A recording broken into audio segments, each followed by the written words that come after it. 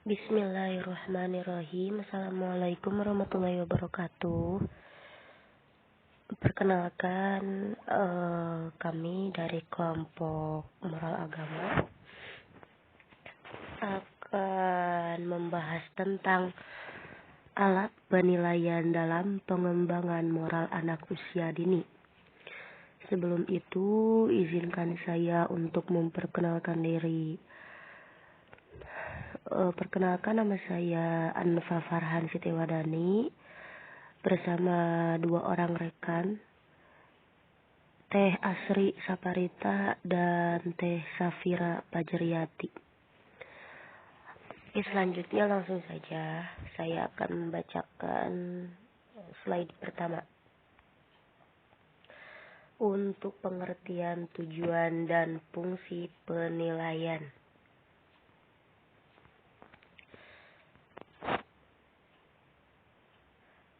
Pengertian penilaian. Penilaian merupakan bagian terpenting dari proses pembelajaran. Karena dari proses pembelajaran tersebut, guru perlu mengetahui seberapa jauh proses pembelajaran tersebut telah mencapai hasil sesuai dengan tujuan yang ditetapkan. Menurut Nana Sudejana, bahwa penilaian mempunyai ciri-ciri adanya objek atau program yang dinilai dan adanya kriteria sebagai dasar untuk membandingkan antara kenyataan atau apa adanya dengan kriteria atau apa harusnya. Perkembangan konsep penilaian pendidikan ada pada saat ini menunjukkan arah yang sangat luas. Konsep-konsep tersebut pada umumnya berkisar pada pandangan sebagai berikut. Yang pertama, penilaian tidak hanya diarahkan kepada tujuan pendidikan yang ditetapkan, tetapi juga terhadap tujuan-tujuan yang ditimbulkan dan efek sampingnya. Poin kedua, penilaian tidak hanya melalui pengukuran perilaku siswa, tetapi juga melakukan pengkajian terhadap komponen-komponen pendidikan, baik proses maupun keluaran.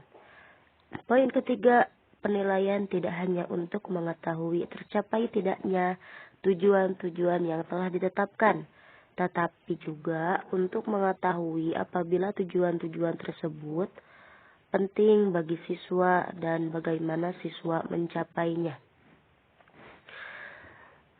Menurut BSNP 2007, penilaian merupakan serangkaian kegiatan untuk memperoleh, menganalisis, dan menafsirkan data tentang proses dan hasil belajar peserta didik yang dilakukan secara sistematis dan berkesinambungan sehingga menjadi informasi yang bermakna dalam pengambilan keputusan. Jadi, penilaian merupakan kegiatan yang dilakukan oleh guru untuk memperoleh informasi untuk dijadikan sebagai pengambil keputusan tentang hasil belajar peserta didik. Nana Sudejana menyatakan bahwa penilaian adalah proses memberikan atau menentukan nilai kepada objek tertentu berdasarkan suatu kriteria tertentu.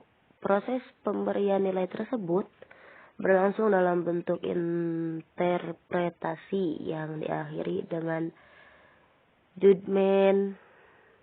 Interpretasi dan judgment merupakan tema penilaian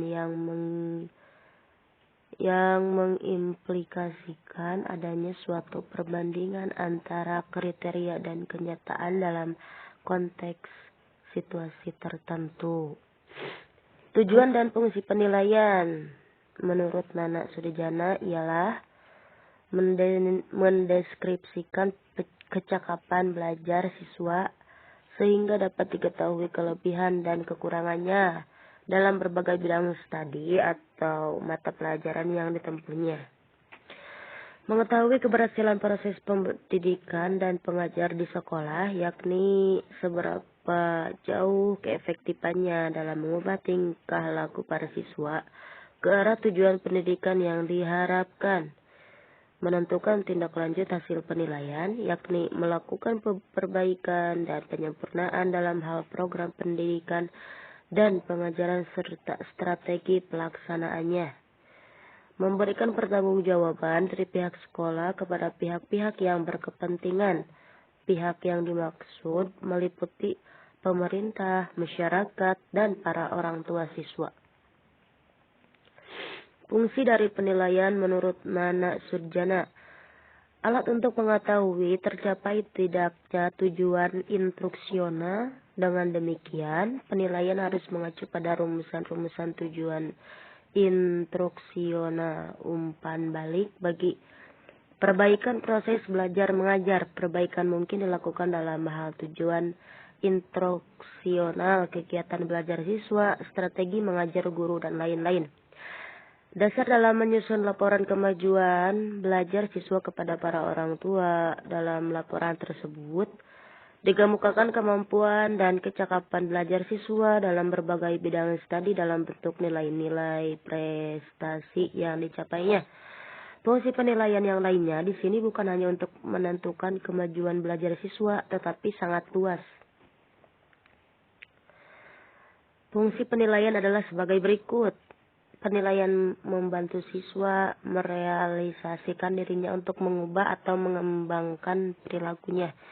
Penilaian membantu siswa mendapat kepuasan atas apa yang telah dikerjakannya. Penilaian membantu guru untuk menetapkan apakah metode mengajar yang digunakannya telah memadai. Penilaian membantu guru membuat pertimbangan administrasi. Ruang lingkup dan prinsip penilaian. Penilaian hasil belajar peserta didik pada jenjang pendidikan dasar dan menengah didasarkan pada prinsip-prinsip sebagai berikut. Sahih berarti penilaian didasarkan pada data yang mencerminkan kemampuan yang diukur. Objektif berarti penilaian berbasis pada standar prosedur dan kriteria yang jelas dan tidak dipengaruhi faktor subjektivitas penilai. Terpadu berarti penilaian oleh pendidik dilakukan secara terencana, menyatu dengan kegiatan pembelajaran dan berkesinambungan. Ekonomis berarti penilaian yang efisien dan efektif dalam perencanaan, pelaksanaan, dan pelaporannya. Transparan berarti prosedur penilaian, kriteria penilaian, dan dasar pengambilan keputusan dapat diakses oleh semua pihak. Akuntabel berarti penilaian dapat dipertanggungjawabkan kepada pihak internal sekolah maupun eksternal untuk aspek teknik, prosedur, dan hasilnya. Menyeluruh dan berkesinambungan berarti penilaian mencakup semua aspek kompetensi menggunakan berbagai teknik penilaian yang sesuai untuk memantau perkembangan kemampuan peserta didik. Sistematis berarti penilaian dilakukan secara berencana dan bertahap dengan mengikuti langkah-langkah baru. Edukatif berarti penilaian bersifat mendidik dan memotivasi peserta didik dan guru. Mungkin sekian presentasi dari kelompok kami. Mohon maaf bila ada kekurangan, kesalahan, atau segala hal apapun. Sekian. Wassalamualaikum warahmatullahi wabarakatuh.